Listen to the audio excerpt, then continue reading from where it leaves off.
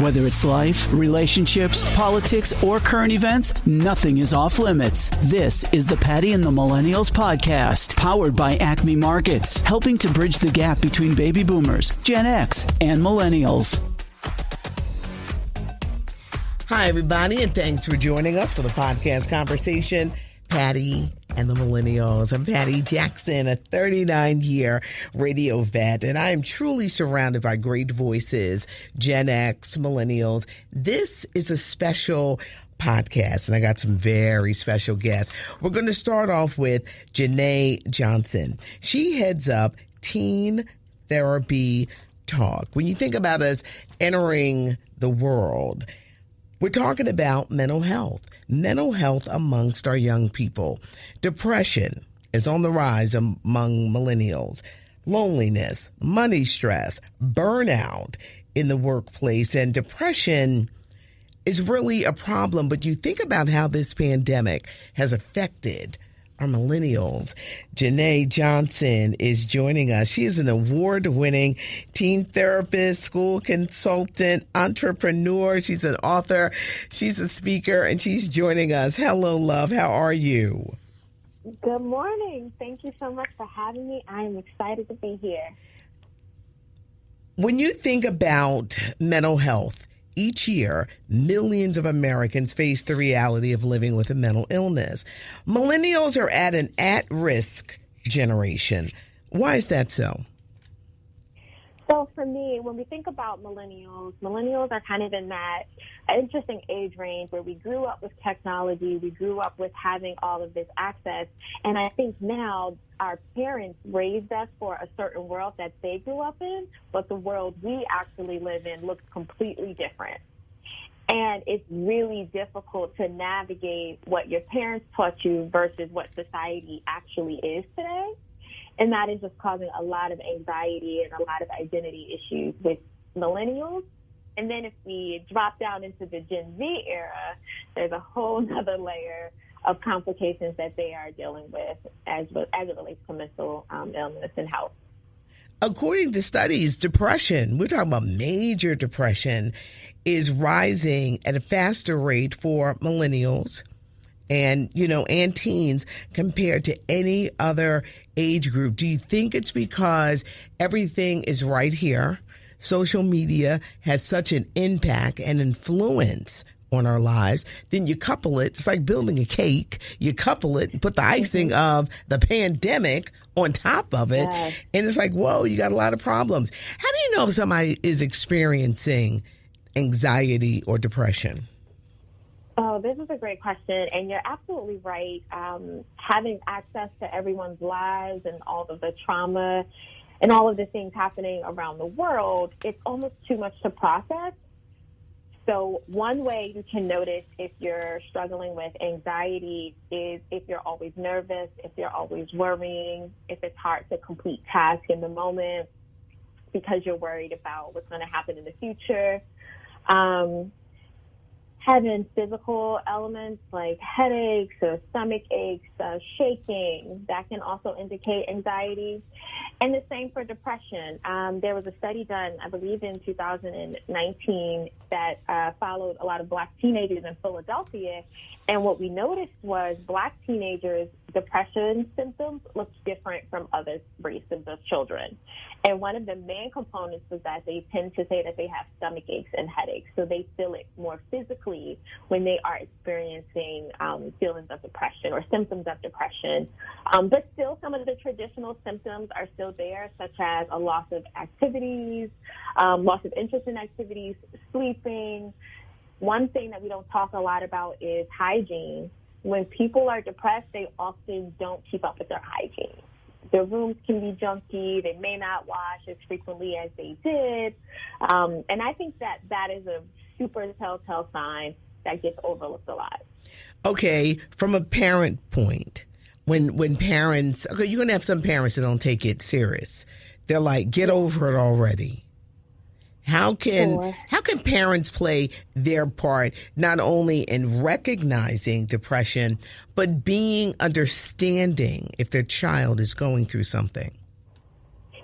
So this is an excellent question, and I want to extend grace to parents because I know that there's a lot of expectations for parents to get it right, through their children, and unfortunately parents are judged a lot by this.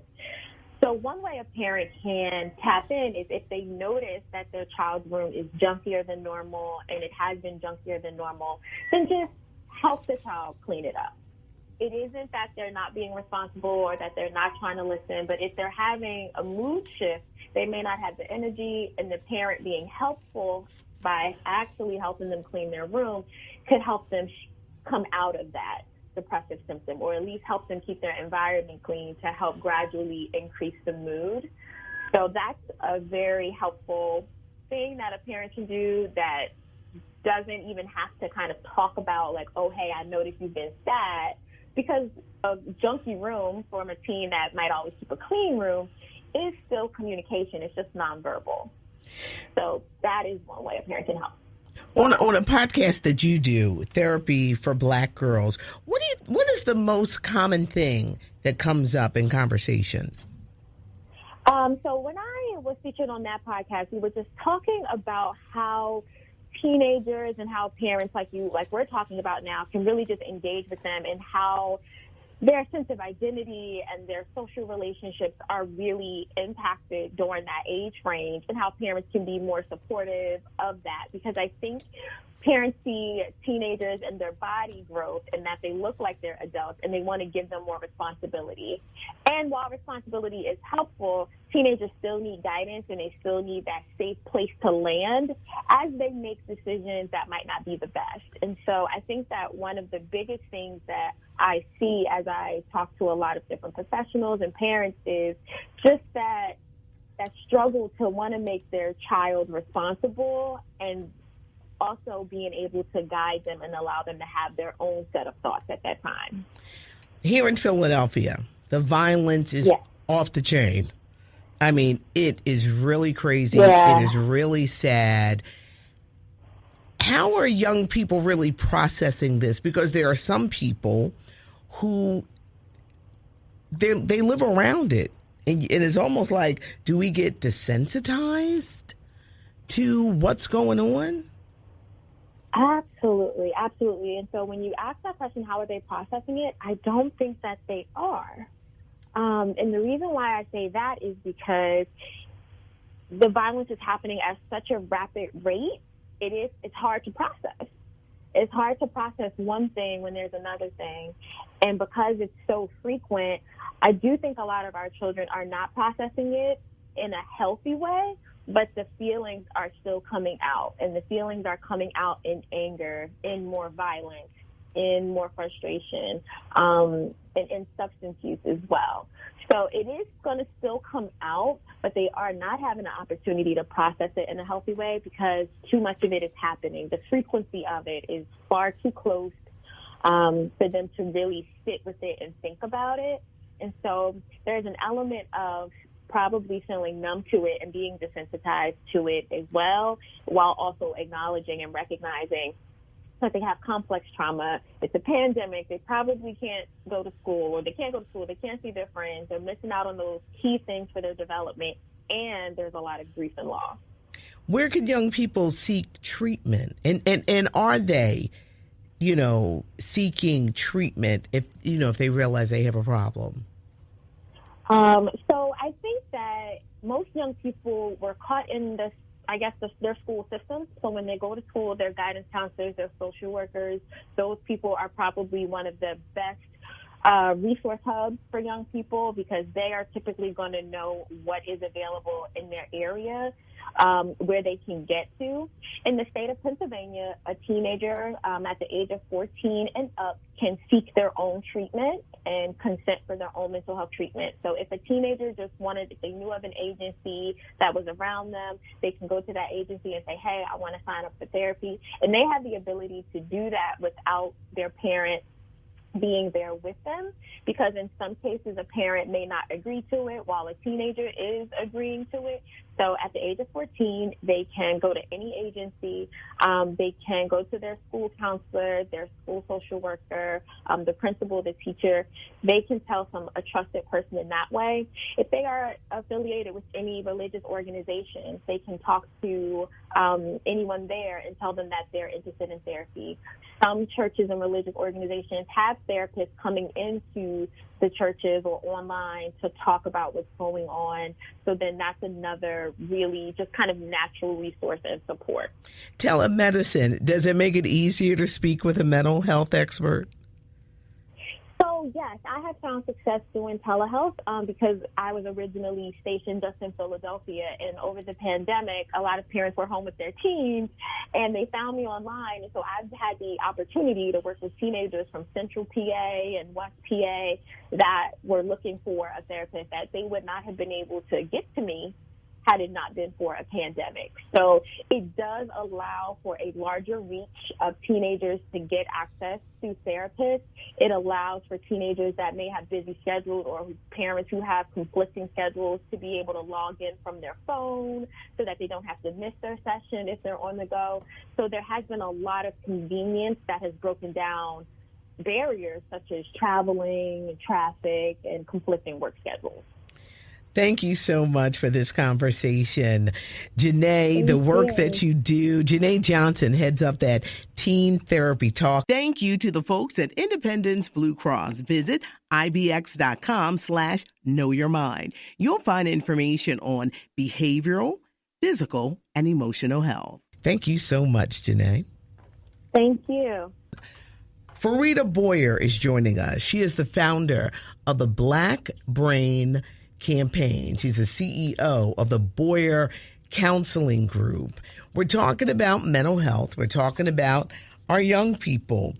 And Farida, why, when you think of the violence that's going on, right, affecting a lot of young people, a lot of shootings, killings, maimings, where is all this anger coming from?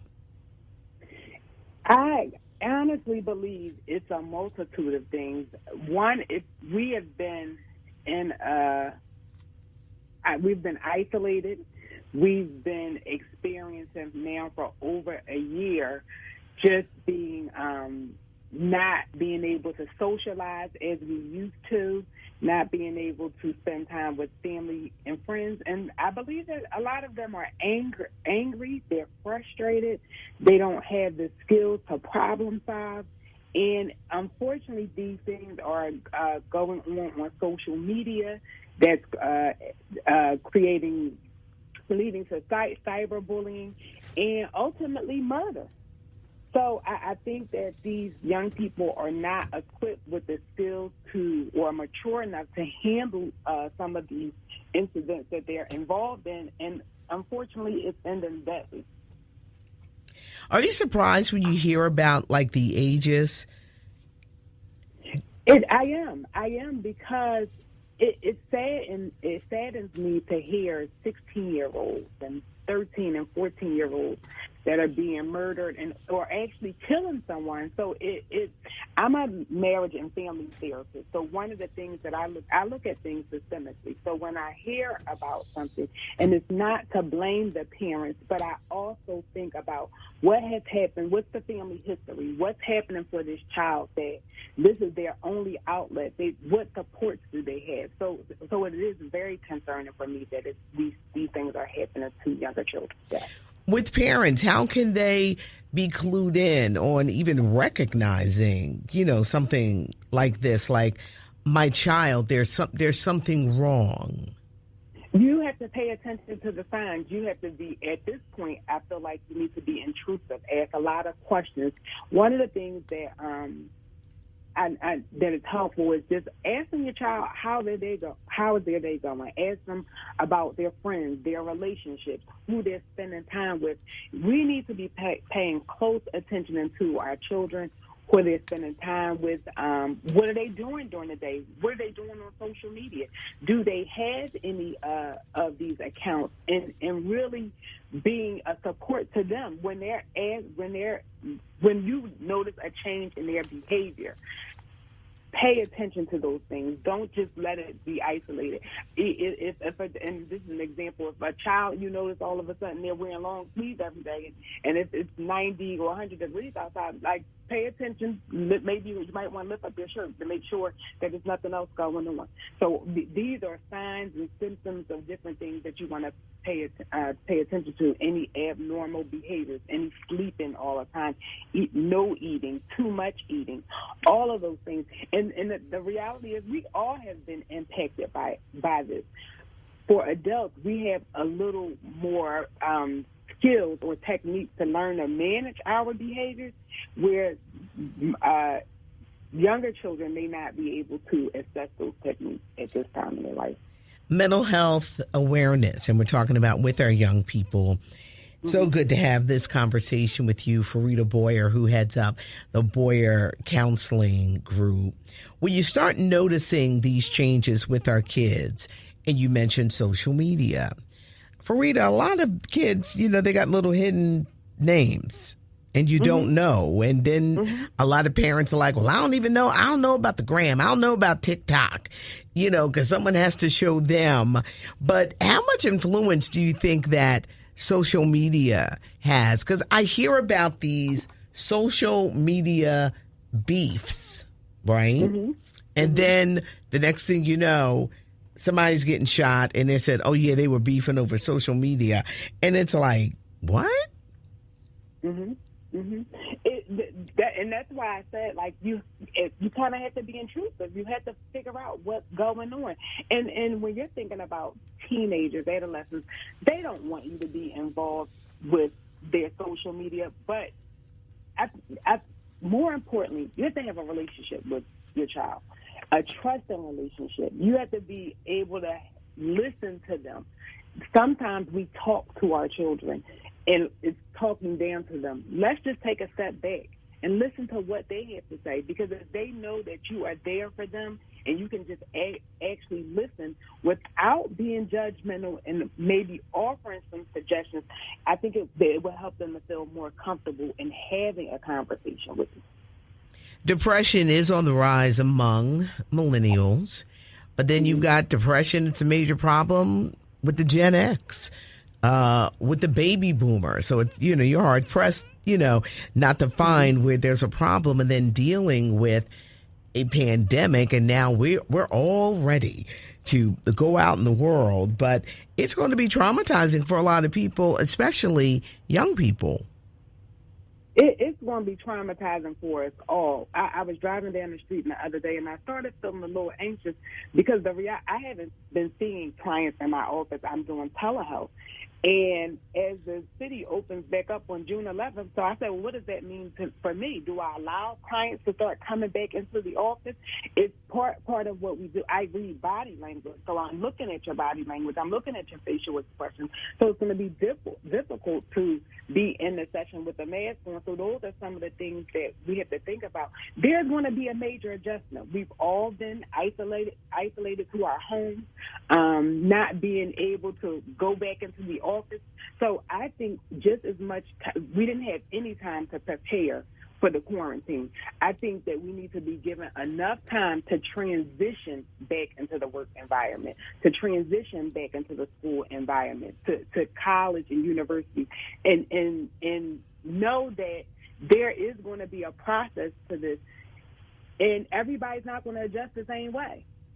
So I think we need to be fair and we need to pay attention. If a child says, I don't feel comfortable with going to school every day because of this, or for whatever reason, maybe we need to try to find a treatment plan that works for that child so they can transition back into the regular environment. And that's not just for children, that's for all of us. I think it's only fair. Our mental health is just as important as our physical health. And if you don't have the mental capacity to deal with your everyday life situation, nothing else is going to matter anyway. How can we get more young people to actually seek therapy, like maybe to see a counselor, or just that someone to talk to? So I think, in all fairness to them, I think they are they are wanting to seek therapy. more than we think they do. So I think it's important for when they reach out, if they're asking a parent, that you follow up with them. If they're calling, one of the things that I just want everybody to know, for therapists, it has been an overwhelming response for people reaching out for therapy, which is a good thing. However, it's becoming a lot of responsibility on therapists, especially in the Black community, because there's less than 5% of Black therapists. And we want to make sure that the therapists, and that's why we have the Black Brain Campaign, because what we do is we're training therapists to become licensed marriage and family therapists and professional counselors. And we offer 8 free therapy sessions, but it's a lot. So we just want people to be patient, to know that we're working on getting additional help and additional support. We have Senator Vincent Hughes working with us to try to get some funding so that we can be able to offer more services to the community. So I just ask that people be patient. We're going to try to make sure that everybody gets the help that they need.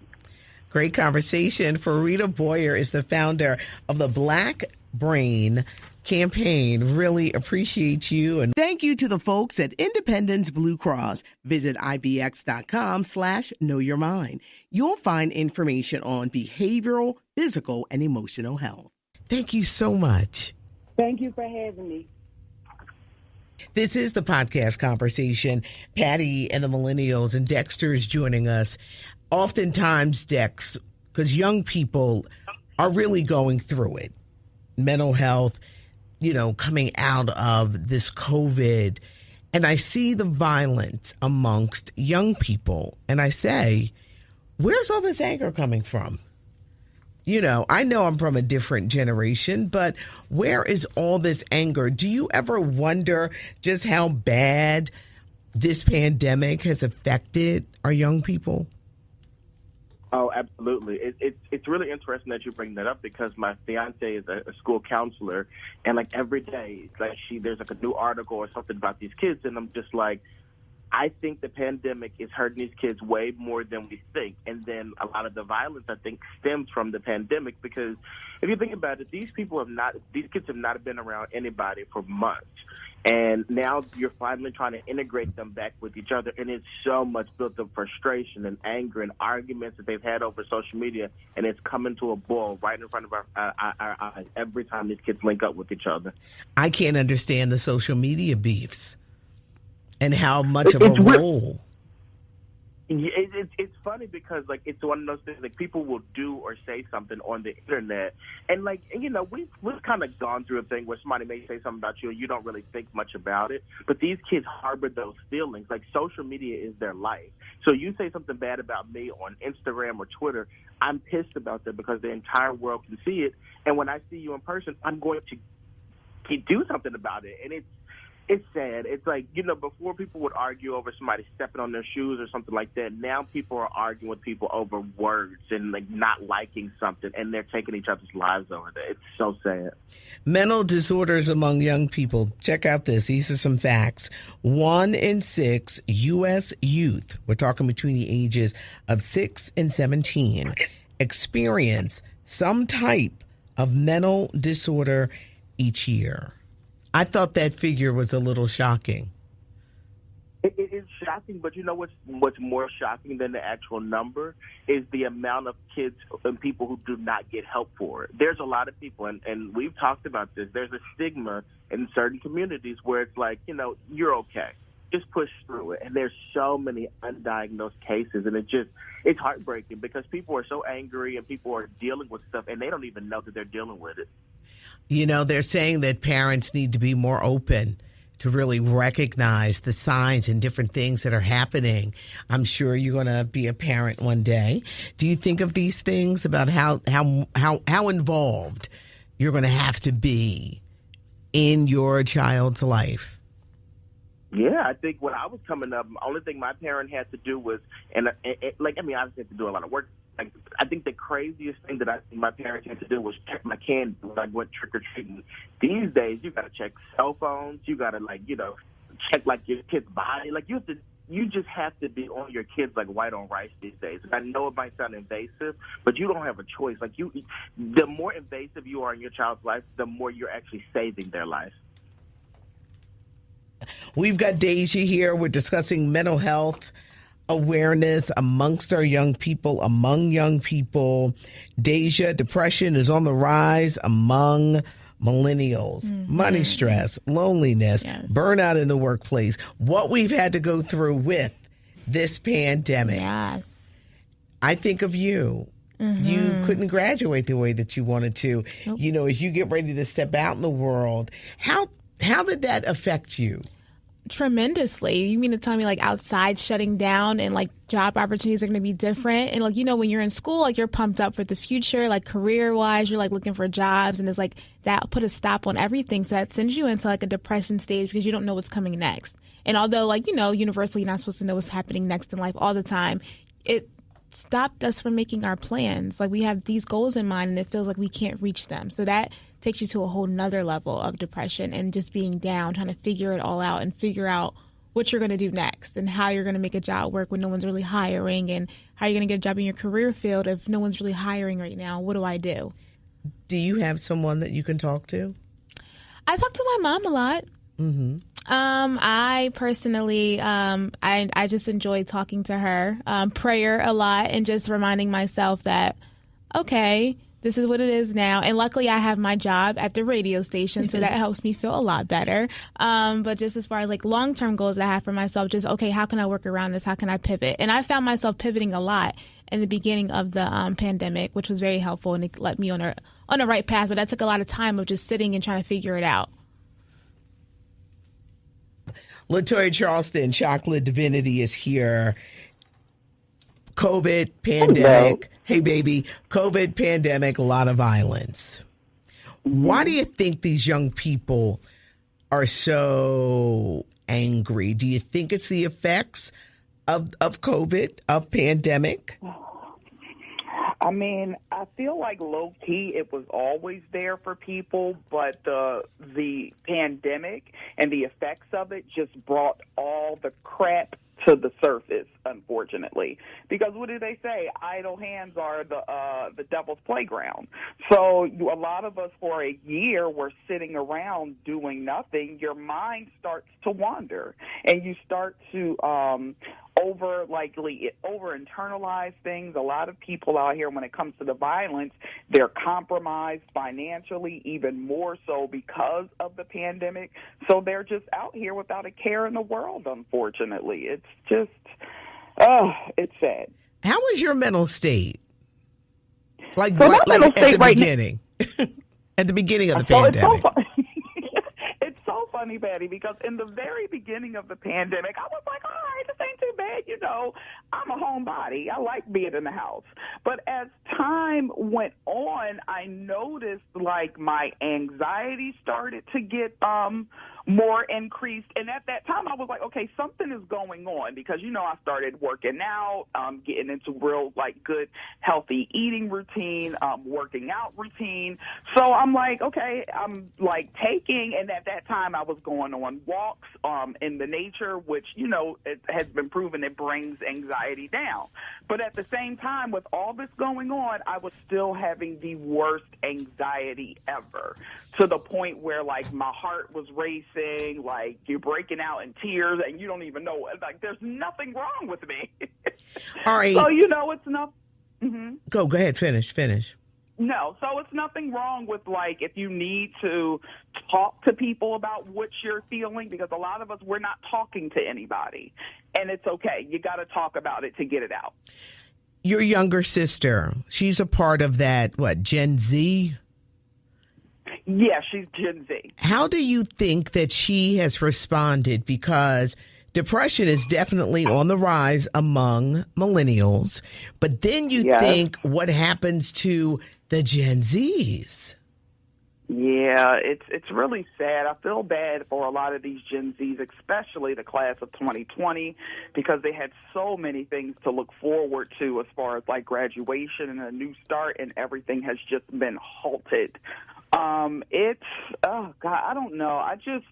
So I know that these kids are going through it, but that's when it's more important for the parents or loved ones. In my regard, for me, my sister, I sit and have these conversations with her. How are you feeling about things? Luckily for my sister, the transition wasn't as bad because she had already been doing virtual school. So she's just been rolling. But there have been a lot of kids. I have cousins, little cousins, who just were really bummed out because they lost out on that experience.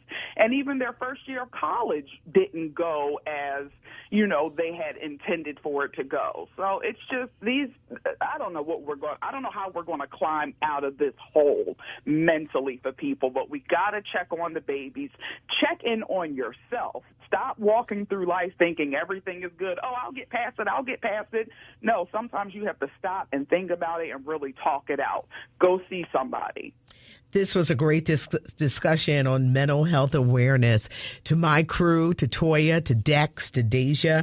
Big shout out to Farida Boyer, the Black Brain Campaign, Janae Johnson, who heads up Teen Therapy Talk.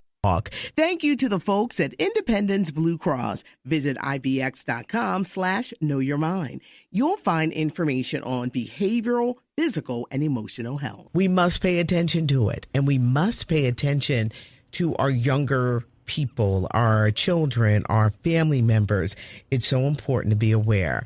This is the podcast Conversation, Patty and the Millennials. I thank you for joining us. Mental health, no matter what age you are, is so important. Dex Stuckey puts it all together. We thank you for joining us for the podcast, Patty and the Millennials.